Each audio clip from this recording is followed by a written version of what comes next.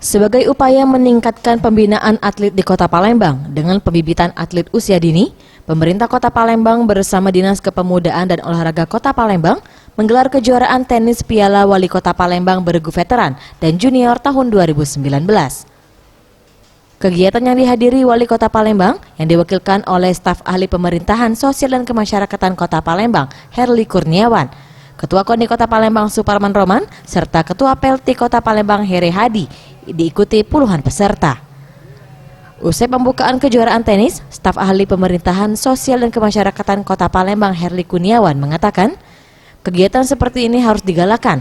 Dengan seringnya adanya kejuaraan, akan dapat menemukan bibit-bibit baru atlet yang berpotensi, terutama dari cabang tenis. Inilah jalannya kan, kita cetak atlet mulai dari dini sampai ke pemain profesional. Jangan sampai pada saat mau event baru cari-cari atlet, beli kan ke daerah lain kan. Akhirnya dapat juara yang semu.